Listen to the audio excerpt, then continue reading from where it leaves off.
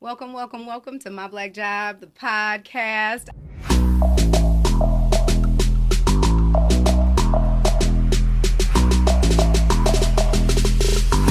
I have Nick from Revel Up Productions, and I have Jay here from Revel Up Productions. I have you guys here to talk about the content space, to talk about something that I never for one thought I'd ever be like interviewing somebody who created a whole movie before. Like what? Yeah. Like that's crazy. Um and somebody who's a world traveler that has been doing content for a long time all over on the all over in multiple continents. So this is a really, really dope podcast. I think it's really going to be. I think it's going to be just conversation. It's going to be a really good time. Nick, I've known, come to know you. We actually really had a one-on-one, honestly, when I want to say it was just by chance. Mike said something about the podcast, right? Yeah, yeah. And I was like, okay. So you came in at the print heads to come get some Get some orders done. merchandise. So your Yeah, merch, right? For your yeah. line and everything, for This your is all by promos. the print heads, by the way. Dope. See? You know what I'm Yeah, saying? yeah. So you came in that way, and then Mike was like, he came back and was like, you need to come out here and talk to Nick. Like, I had always Nick Revel Up. Your name kind of circulates the shop. Nick Revel Up. Nick Oh, Revel really? Up. It does. Dang, I didn't know that. See, you like a Yeah. little celebrity up in this piece. You know what I'm Oh saying? man, thank you, So though. we like when Nick come through, we like we want to make sure we know you on the big screen. We want to try to make sure that we are just really providing the things that you need in order to make sure that you show up, right? I appreciate your hospitality.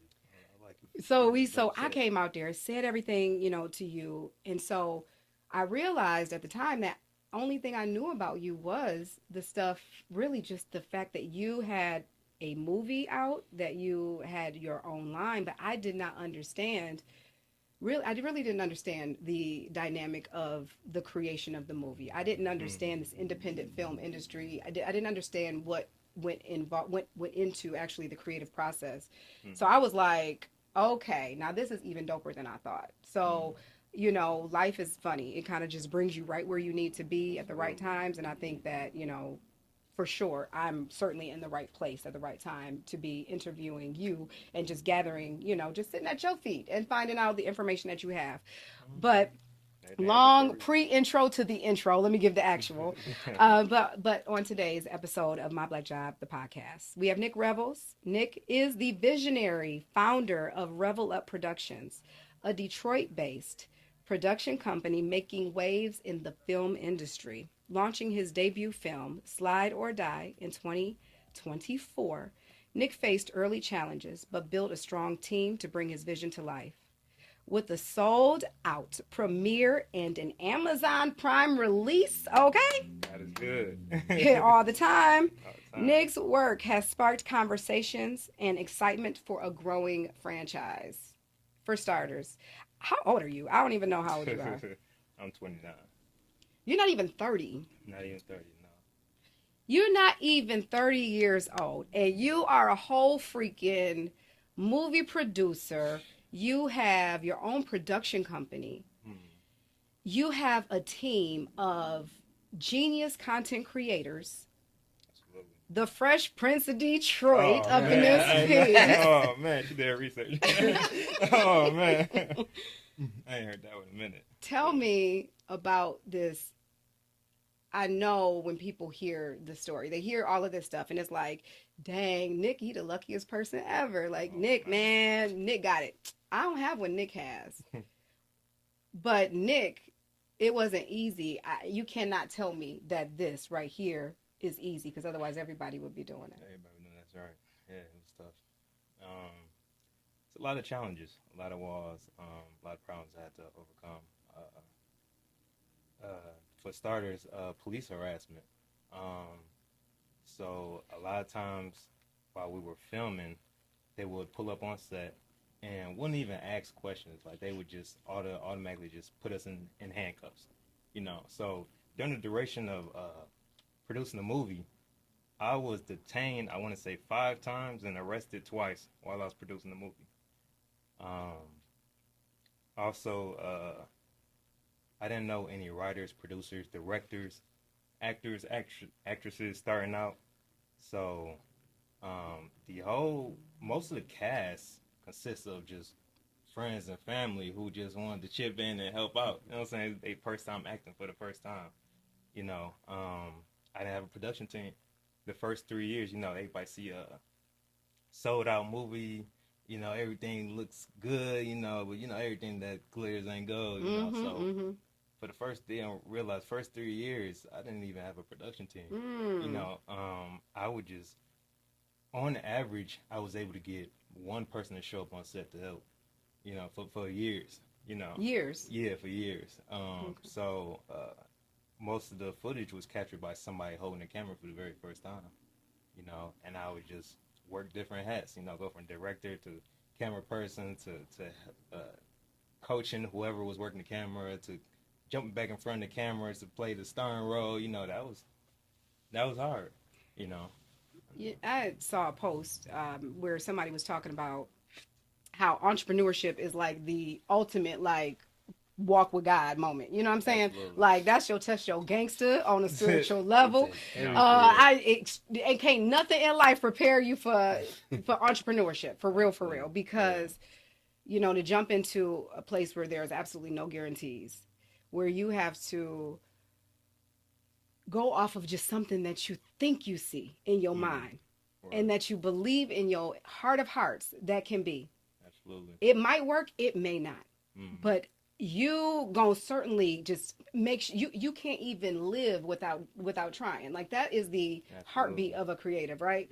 Absolutely. And so to get out here and to have the challenges, not know what you're doing, not have a team, have to trust, relinquish your baby, your brainchild to somebody that you don't know if they're going to show up the next time, if you pouring into somebody, if it's really going to work.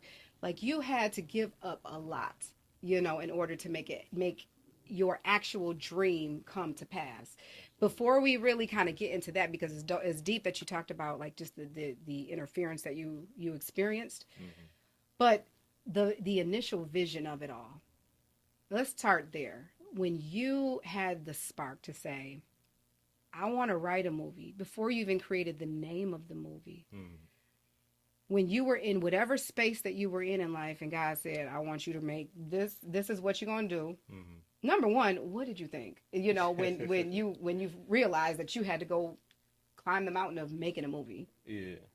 So it was just I was listening to a motivational speaker. I listened to a couple of speakers on TikTok, social media, whatever, but it was something that motivational speaker Eric Thomas said that really got to me. He said, we're human, but as humans, we don't challenge ourselves. Everything around us, from the lights to the cameras to whatever, came from humans having wild thoughts. He said, what's your wild thought? What's something that in your heart you can do, but you just haven't had that courage yet to try it. So I had to dig deep. I said, what if I made a movie? And it just started from just speaking into existence, just telling my friends and family, yo, I'm gonna make a movie. I was always a criminal justice major working security. I was a correctional officer at some point in time. So from going from a criminal justice field of doing security and going in that field to being a movie director, my friends and family, they like, man, go sit down somewhere. Right. Man, go sit down somewhere. So, I remember telling my mom, it's like, Mom, be a movie director. I think she was washing dishes at the time, so she like, Nicholas, that's crazy. So, that's mom. So, but once they seen that I was serious, once I started, putting everything on social media, like, yo, I'm on set.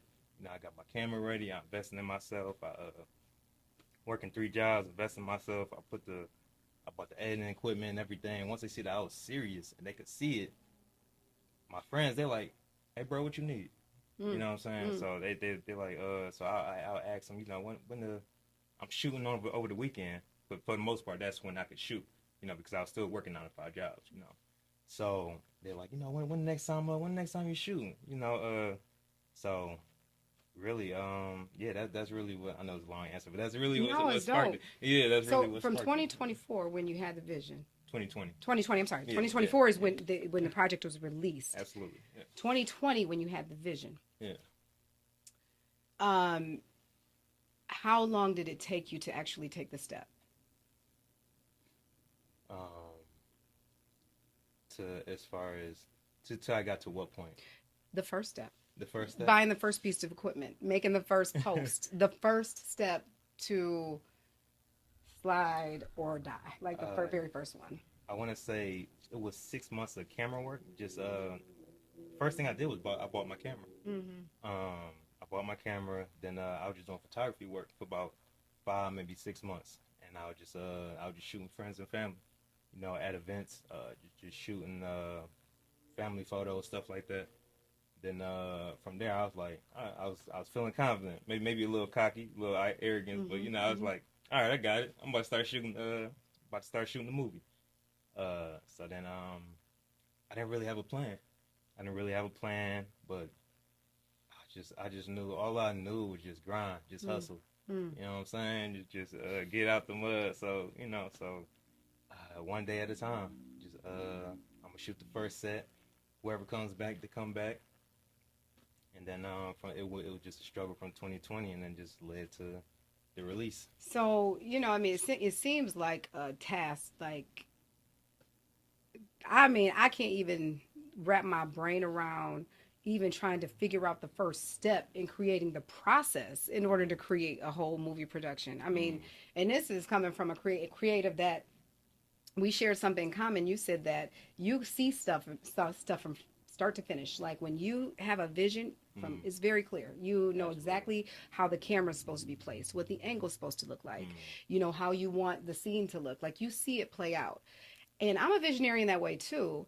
Mine come in very short bursts in like, so my style of like editing, my editing style is like really quick clips that tell a story. I'm a storyteller in clips. mm, And so, just like taking that and trying to like really bring that forth is like, that is one of the most, I would say, challenging things, just it to put was your heart like out there absolutely. for everybody to criticize, to critique, to get behind, to not get behind. Mm, That right there was one of, I think, just relating to you as another visionary. mm, But when you took those steps and then you started the process, mm, you ran into resistance. absolutely the whole time. Now that's the thing, because it's like, we see the glitz and glam of it all. We see the Mm, fact that you're making those posts. mm, Everybody like, dang, Nick out here doing it. You yeah, put a camera in front of somebody, a black person, they like, hey, you know what I'm saying? Let's get it in. Like, you know what I'm saying? yeah, yeah, Like it's a party. Like we about to show up, right? That's yeah. typically how it is. So bringing people out, Mm, you got a camera, lights, camera, action. That's probably easy. mm, But then the resistance comes. And mm, you just mentioned a part of it with the police having to be arrested and all of that stuff. Now, mm, y'all, this movie, number one, I was clutching all the pearls, number one, because y'all was doing some dangerous stuff in the movie. So yeah, I can understand yeah, why the police was coming in there and they was trying to yeah, make sure that y'all was being okay. Like, yeah. tell me about the resistance From the police. from the From police the or police. in Okay. general, in general. So okay, if we're drifting illegally, I mean by all means they have every right to, you know what I'm saying, shut it down and everything. But let's say we're just shooting just a simple actor on actor talking dialogue, start to finish, the scene is over. It'd be simple stuff like that. They'll just pull up. Well, won't even ask questions. They'll just put me in handcuffs. Then they'll start asking questions. Then once I tell them, I'm directing the movie, this, that, and other, then they'll uncuff me and be like, okay, y'all wrap it up. Y'all don't even have permits out here. So that's another thing. We were doing the Mm-hmm. what's called guerrilla style shooting. So we Mm-hmm. didn't have permits for everything, and I think what made me do that, because I was doing research in the beginning, like can I do this? Like, is this legal? Can I Mm-hmm. just Mm-hmm. film Mm-hmm. without permits? So I noticed as I'm doing my research, I'm looking at the fact, I get a lot of my motivation and inspiration from the Fast and Furious franchise. Uh-huh. So, Uh-huh. the director for I don't know if you've seen Fast and Furious Tokyo Drift. Mm-hmm. Mm-hmm. Yeah. Mm-hmm. So some of those scenes they did the guerrilla style shooting, and they didn't have permits to shoot. Really? Like when they Okay. were in the loud, Yeah, yeah, large crowds of yeah. people, yeah. And what they did was the director had a fall guy. So if police came and said, "Hey, yo, we gotta arrest the person that's in charge of this. Who's in charge?" They had a fall guy. Oh, he's in charge of all this. Arrest him. That way the production can keep They can going. keep They going. can keep going. Yeah, yeah. How much the fall guy got to get paid? Wait a minute. Wait, that don't sound like the even deal, because it seems like court fees and stuff like that. No, seriously though, you know how much a fall guy get paid? No, I wish I had a fall guy. The fall guy was always me. You know, they pull up, who's in charge? You got to say. I'm looking around. They all looking at me like, I am. Oh man. So looking at my little brother like, you gonna help me out? He's like, all right, bet. did you actually get arrested? You said. I got arrested twice. And your mama, I know she like Nicholas. Yeah. Like what? Yeah. Like bro, like what is so your mom? You got arrested. What your mama said? Yeah, my mom's like, they already knew what it was. Filming that movie. They're like, I remember coming to my pops like, so he like, what's the story? Because I already know what happened. I'm like, you already know what happened. I don't need to say nothing, you know. So man, I was watching the movie. So I was watching the movie, right? So we were sitting there, me and my husband, we was watching it. And then y'all doing the, spinning donuts and stuff, right? Yeah. I was like, what is this called when they do that? So now I'm like, I feel like I'm old because, you know what I'm saying? I'm acting old. I'm 42 and I'm like, what is this called that they do? I said, so I was like, I know it's a term, a specific term for it. And I was like, is it drag racing that they're doing? And he was like, no, it's called, now he older than me. He 45. No, they doing donuts. But you did say it was that. But you called it drifting. Drifting. And so I was like, oh, that's what it's called. It's called drifting. Now, drifting seems dangerous. It's very dangerous. It should only be done by professionals.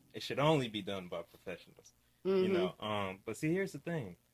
There are a lot of drivers that are considered professionals in the city. Like, the way they would maneuver the cars and the different techniques, and people don't realize it's really an art. It's an art form, you know, that that drivers should really be getting paid for, you know, and that's how it started off for me. I was in a car club. I was a driver. You know, what's called the pit is the area where they can perform donuts in front of a crowd, in front of spectators. So I'm doing donuts and everything. Crowd go crazy, you know. People repost your videos on social media. It's really like a sport, you know, because it's like an art, you know. So a lot of the best drivers are in this movie. A lot of the guys that go to the car shows, they put on, we go state to state, we travel, we represent the city in a big way. You know, they're excited. Detroit drivers are coming to Kansas City. They're doing videos that are going viral. How you just do a donut around 4 cars and park it next to 4 other cars. That's crazy. Shout out to Kev McCotter. You know what I'm saying? I didn't mean to put your whole gov out there, but shout out to 392 King Kev though. He's crazy. He's a really good driver. But they're like, maybe we need to have you on the show, Kev. Yeah. So they're like, how they doing? You know what I'm saying? We're representing the city. We're putting on. We're going crazy, and we're not really getting paid or getting that love that we deserve. And that's really what this movie was. It's really what, in a way, it's what the movie was about. Letting the professional drivers that represent the city, that are really passionate about drifting and not crashing into poles and trees and spectators and knocking people left and right, you know, but the serious drivers, putting them on the platform and showcasing their talent and giving them their flowers and the spotlight they deserve, and hopefully they get paid really well in the process. You know, that's a part of what the movie was about. So it sounds like it comes from personal experience and a connection to being a professional driver. So it sounds like you really know how to drift. Absolutely. I would be right in my... Absolutely. Okay, so you know how to drift. Yeah. So, you know, back in the day when I used to be out here hanging, you know, with folks trying to be on the lodge with it, as the woman on the side, you know, like the girls, we used to try to act all like cool and like, you know what I'm saying? Like, I'm not nervous. While y'all trying to be the cool ones driving all fast down the doggone highway. About to give us a doggone panic attack. Were you one of those guys? I wasn't. I'm going to be honest. I wasn't. Okay. I wasn't invited to come out that night. You know, everything happened for a reason. I'm glad I didn't. I wasn't one of those guys. I knew of them though. I knew those drivers. Some of those drivers are in the movie. I know of them. But they. You know how I believe you? I believe you because I believe a couple things. Number one, because I always thought when I watched the movie again, I was clutching all the pearls because I was like, dang, he just seemed like he was just so nice when he came in and he got all of this drifting stuff going on in a movie and stuff. And I was like, okay, dang, like you a whole like situation out here. That was number one. And I was like, okay. But then number two, you said, your mom called you Nicholas. And I was like, all right, you know, at the end of the day, you have a foundation to lean on. You have a place. It felt like not because your mom calls you Nicholas or anything like that, but because your mom took the time to say your entire name. There needed to be an understanding that I am communicating something directly to you, whatever that meant, subliminally, whatever the case. But I needed to say that, and you responded in the way that you did. But the fact that that was the story that you brought up, that told me that you really did have a deep foundation. Is as far as I know, you and your mama seem to be locked in. As far as that felt to me, how has she been in this entire process of just like the movie creation? And my mother, she's an angel. She's a Christian woman, evangelist. She's been really supportive. So I'm not gonna say surprisingly, she's been really supportive, but yeah, she's been really supportive. There is a scene in the movie, actually the first scene where we were at Milan. There were the drivers drifting. There's a drifting competition. She was there. She was there, and she was at the movie premiere. She wherever my heart is, she just like just go for it. My pop's always preaching, be the cream and not the rise to the cream always rises to the top, all that good stuff. So just they just want me to be a leader, regardless of what I do. They just want me to be a leader and just follow my heart, whatever I decide to do. So they're real supportive for real. So you mentioned the movie premiere, which means that I know we kind of said it in the intro, but to have a vision and know that now the vision's starting to take shape. Even through the resistance, even still, it's starting to take some form of a shape. And now you have a sold out premiere. A sold out premiere, to me, when I understood that you had a premiere because of the business relationship that we had, I was like, dang, that's dope. I didn't realize it was a sold out premiere. What was that feeling when you walked in up your very own movie premiere? I didn't, I was in denial at first. I was in denial because I was still, while the movie was sold out, I was still editing the movie. I like to gamble with the editing. So I like to say, like, it's going to be done by this time frame, but I'm such a perfectionist. I'm like, I need to tweak this. This needs more light. That gun ain't going off the way it's supposed to. Let me tweak that. I don't like the way the transition between these two scenes. So I'm such a perfectionist. So I was in denial at first because I was still working towards the movie. I want to say the movie was finally edited a week before the release of the movie at the premiere. So it took up until like the day of for me to say, dang, I got a sold out movie. Like, dang, it's sold out. I had to tell myself, let me just sit back and really just watch what I created, what I've been working towards for the past 4 years. And let me try to watch this movie as if I'm watching it for the first time, and I didn't put the work behind it, So, yeah, but it was mind blowing. The reactions was what was mind blowing. It was I thought it was gonna be like how you would go see a movie at the movie theater. Everybody come in, they sit and watch the movie. The movie's over, everybody get up, they go home.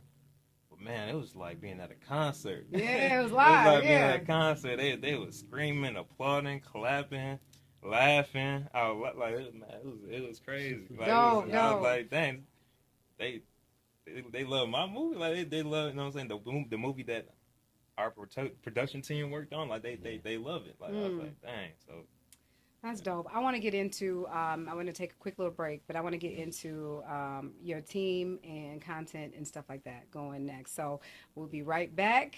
I'm going to take a quick little break and we'll be back to kind of dig a little bit deeper.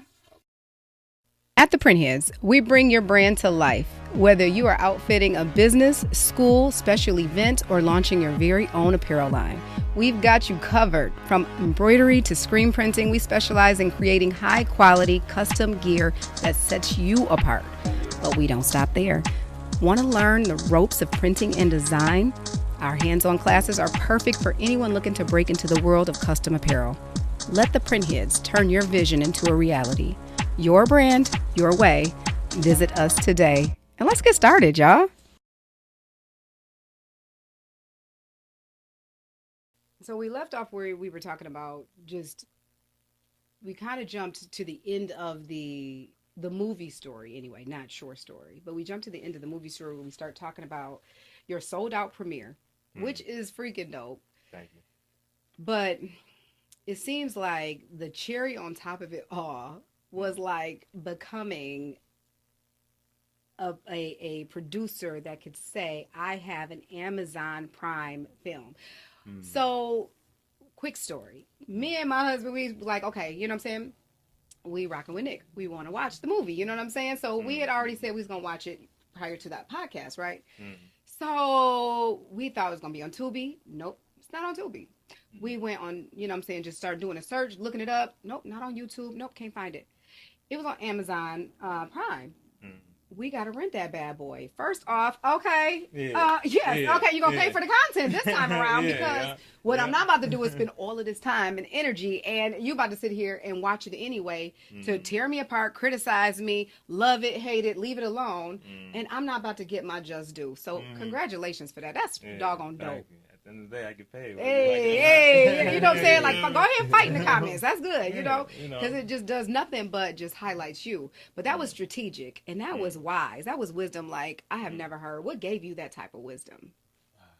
Really, just connecting with my distribution team, coming up with a marketing strategy with my marketing team, just trying to figure out how we're gonna go about it. You know, just we wanted to be on Amazon Prime first, and then it'll be on Tubi soon, and it'll be on Peacock as well, and possibly other major platforms too. So yeah, it was really a joint effort. You know, can't take all the credit. So if you had to break it down, and I know nothing is really simplified in just a 5, 6 step part, but if you had to break it down, somebody wanted to be a movie producer, and they wanted to get their movie from here and they wanted to actually get it on a major platform, what would you advise them to do?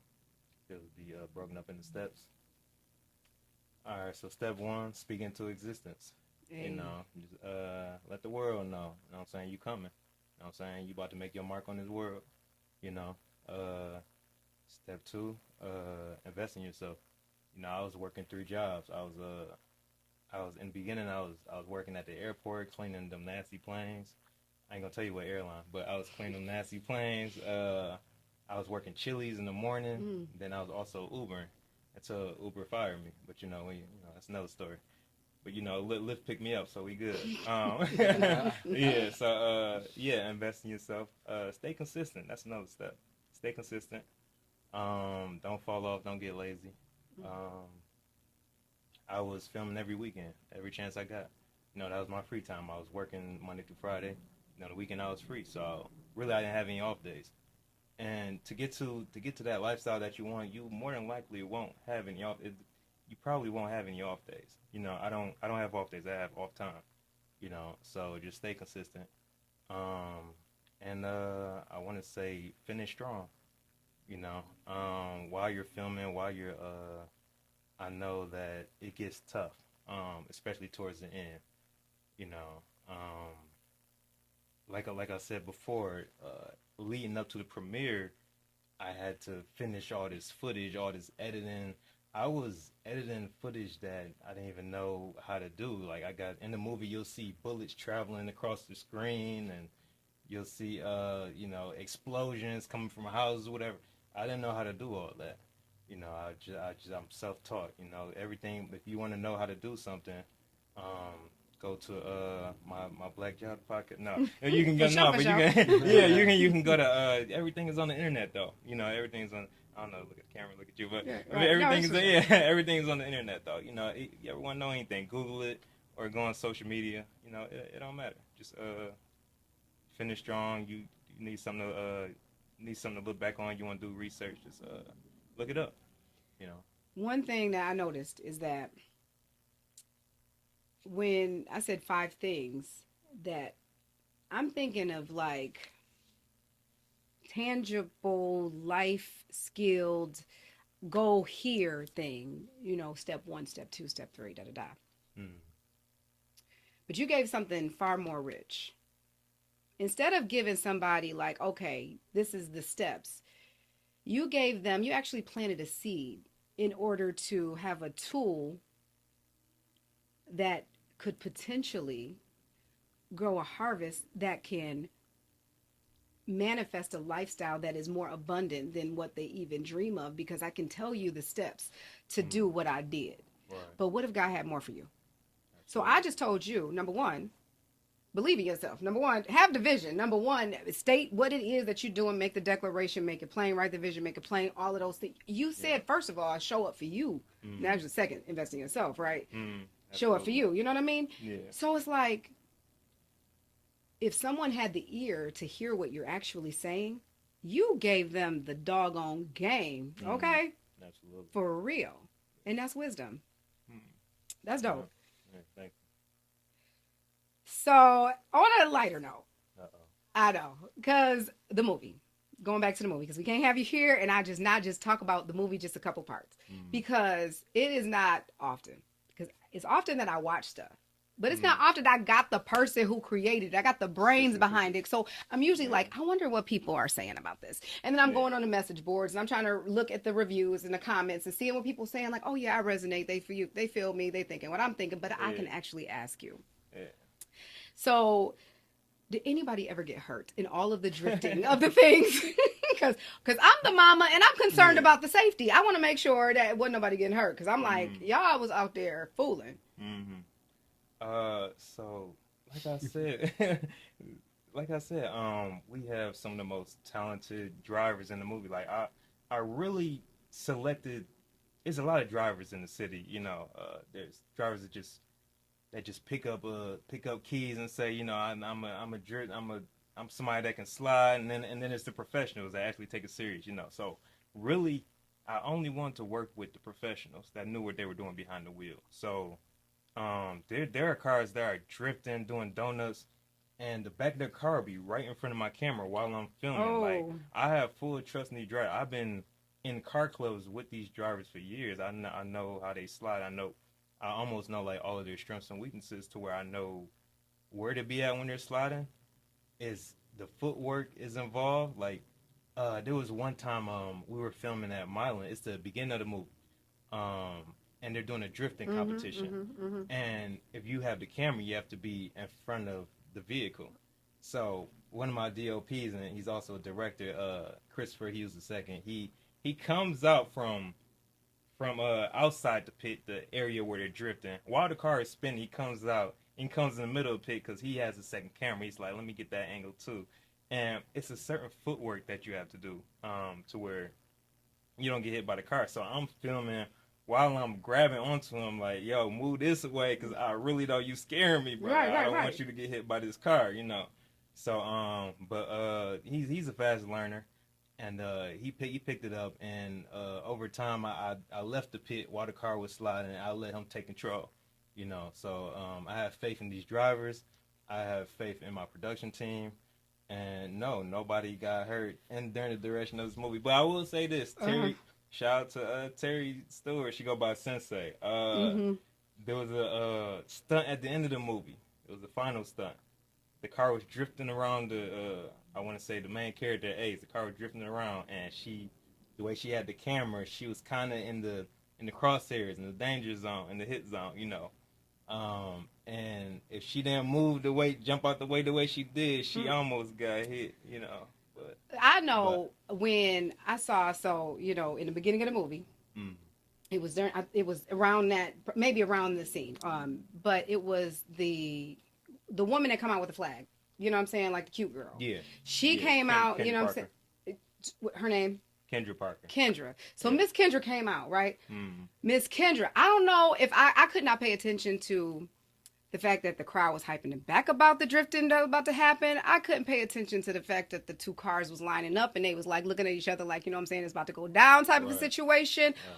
My entire concern was for Miss Kendra's life because here she go prancing her cute self in the middle of these two cars. Mm, Not only the doggone wag the yeah. flag or whatever. Yeah, starting the race. Yeah. Yeah, starting the race. Yeah, Yeah. thank you for the terminology. Start the race, but then go down with the doggone flag, and the cars like pass her. I don't know if that was editing or if that was real life, but I was looking like sis had total faith. She is the real MVP for that one. Yeah, she is. She is. Yeah, it was real. It was It was real. real. Yeah, everything was raw, real, authentic. Yeah, and that's one thing that's unique about Slide or Die. Fast and Furious, and not just the Fast and Furious. You know, they have incredible actors, incredible team of producers and everything. You know, I don't need to say it. They make billions of dollars or whatever. You know, but they some of their actors are they're just actors, and then they move out the way, and then the stunt drivers come and they do what they have to do.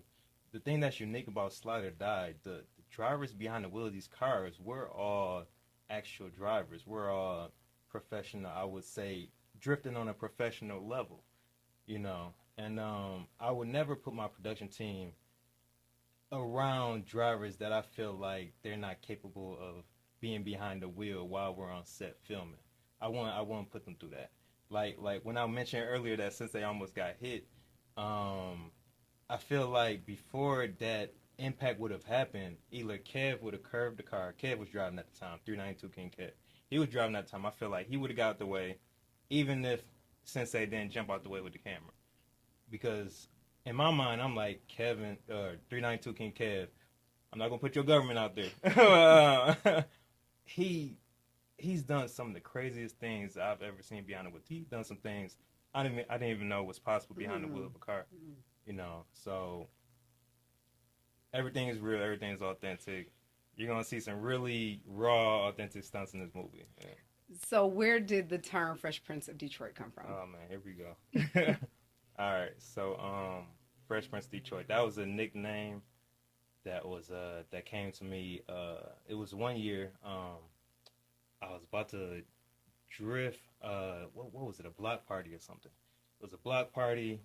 I'm all the cars are lined up to drift in the pit, and I'm next in line. I'm about to go. You know, when you're about to drift in the pit, you know, it's a lot of people around. It's a lot of energy. Everybody yelling. People got bottles. They drunk. This, that, and another. You know what I'm saying? So it was two guys that came up to my window. They like, yo, you know, you about to spin this car. You know what you're doing. You know, he was kind of talking mess. You know, he was but his man's put him hit. He like, hey, you know who this is? This Fresh Prince. You know what I'm saying? This you know, I don't know if it was a liquor talking or what, but he was like, this man, this the Fresh Prince of Detroit, man. He about to go crazy. You know, me and my team, our reputation precedes. So I'm not trying to brag, or whatever, but you know, I'm stating facts or whatever. Like, Yeah. I mean, you know, MMF, my team, you know, we known for going crazy when we go in the pit. You know what I'm saying? We were known for putting on a show. So he put his man's hip. He like, you know, this Fresh Prince of Detroit. That was my first time hearing that. But it had a nice ring to it. It had a nice little ring to it. So after I heard that, you know, I went in the pit. I went crazy. You know, after that night, I kind of just rolled with it. Okay, Fresh Prince of Detroit. Okay. I kind of changed I kind of had other people calling me that or whatever, and then it just over time turned into a thing. That's how people address me, whatever. You know what I'm So saying? since we understand that this is going to be a franchise, Absolutely. Yeah. we know that the next time the Fresh Prince of Detroit got to show up in merch that's done by the print head. So we going to have to make sure that we got you outfitted so y'all don't try to come for the Fresh Prince of Detroit. Nick from Revel Up Productions, he already got it. He already got the spots. So y'all don't try to be the Fresh Prince. Y'all can't be that. So the last thing in the movie that I wanted to bring up, there was a scene in particular that was hilarious. And shout out to your brother. Absolutely. Yeah, big shout out to my brother. Your brother named Thaddeus. Thaddeus Revels. Revels. Shout out to him. I wish he was here today because he's like the person, seemingly through the camera. You know, this is the character that I was receiving. He seems like the person that he was the reason why school was fun and easy because he was the one cracking all of the jokes. Like, it wasn't nothing ever serious. Like, I don't even care when it was serious. It was never serious. And he was just the life and the joke of the party. He kept a smile and kept everybody laughing. That's the vibe I felt from him. So I was hoping he was going to be here to see if his energy was really the same. I was hoping so too. Yeah. So most people. Oh, go ahead. No, good. Oh, okay.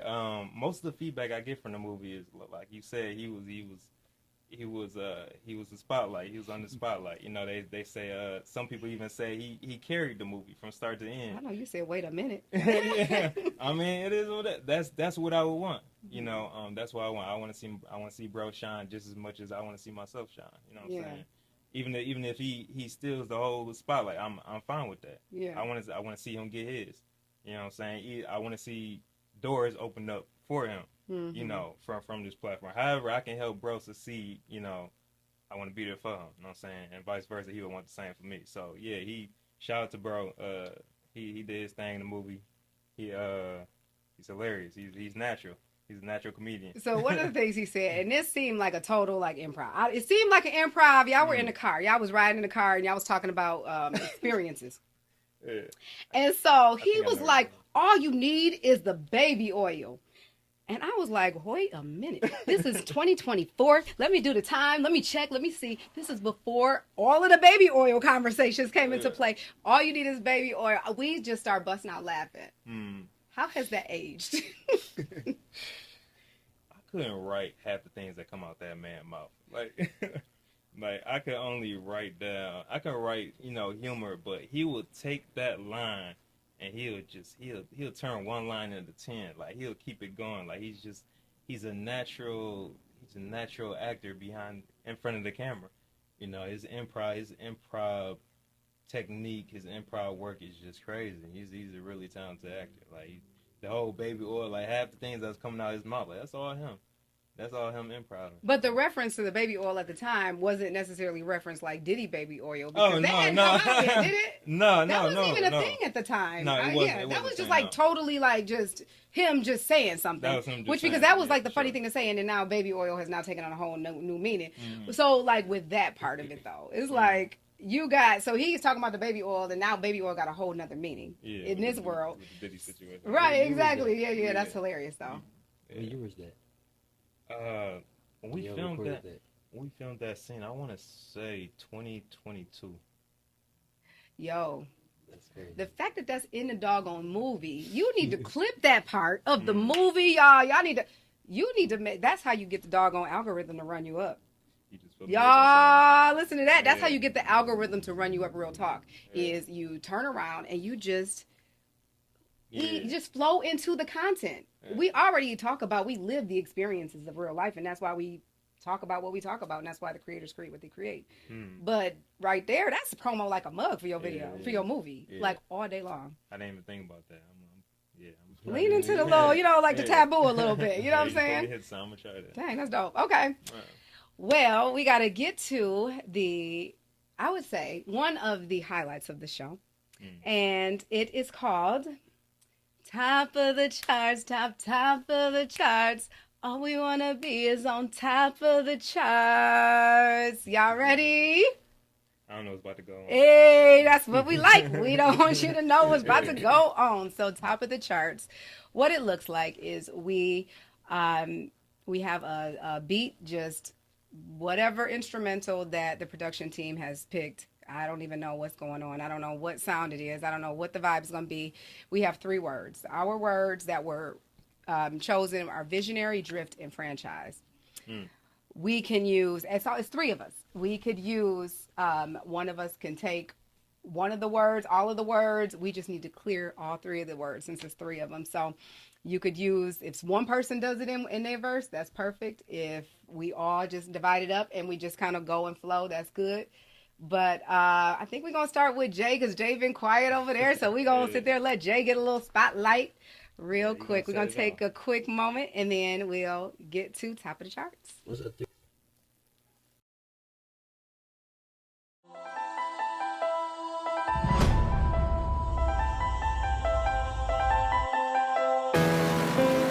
Our assignment is simple. Crack down on all the drag races in the city. And I can't do this all by myself. I need you, Carter. It's gonna be easier said than done. Once I get behind the wheel, man, there's no catching them. You said anything about catching them? What's the deal, my dog? Bro, these niggas got me fucked up. Calm down, my nigga. God damn. Shit, nigga, we need hollow points. I want Dracos made for Russia. We putting switching to all the blocks, the chops. We throwing monkey nuts on the air.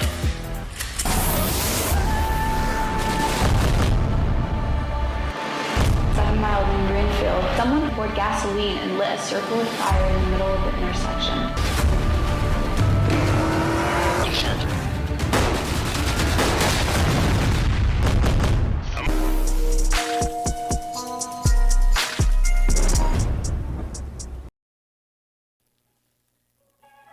What you mean right now? Oh, yeah. Ain't nothing like the present. Okay, let's see it. Let me see. Let me see how the Hey, beat drop. I gotta hear it. Hey, hey.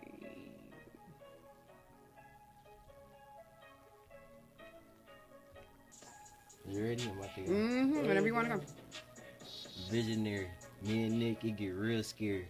Colder. Then February. Jewels on. Ooh. Iced out. Bro, iced out. He ready. Slide or die. We about to drift and slide. So I'm a Drip to slide, and I'm gonna ride or die because that's how I go, because that's how I roll. We up in this piece now. We about to tear it down every day, all day. Let's go, Jay. Tear it down. We a franchise. NBA. MVP. We go live. yeah, From town to town, city to city. We turn up. from city to city. They gonna know. Slide or die. We the real soldiers. And we coming drifting. Yeah. Real drivers. Real authentic. Yeah. Hey, yay, yay, yay, yay. Drifting in the city, I pull up with my. Drifting in the city, I pull up with my. Drifting in the city, drifting in the city, I'll be drifting in the city, I pull up with my. She pull up. We with her. She with us. She protected. We got the goons. We got the hitters. We got the splitters. Drifting in my They sliding. city, They riding. my They gliding. city, me drifting They ain't hitting in my nobody. city, Cause they in my city, professionals. drifting in my city. We professionals. In my We know city, what I we be doing. drifting in my We true to city, what we doing. in Cause my you know city, we ready. yeah.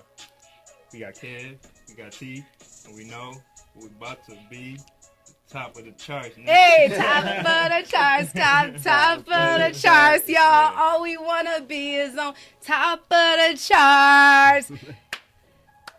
Yeah, that was dope. Y'all, that was really a vibe, actually. Actually, real feel talk, that me? was a vibe.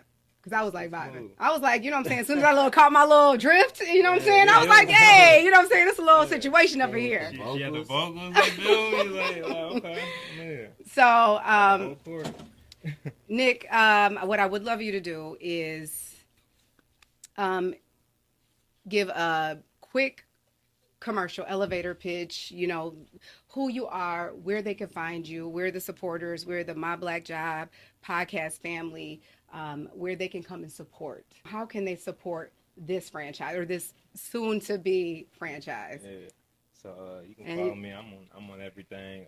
Visionary King Nick on Instagram. My personal account, business account, Revel Up Productions. Yeah, I'm on everything. Revel Up Productions, TikTok, whatever.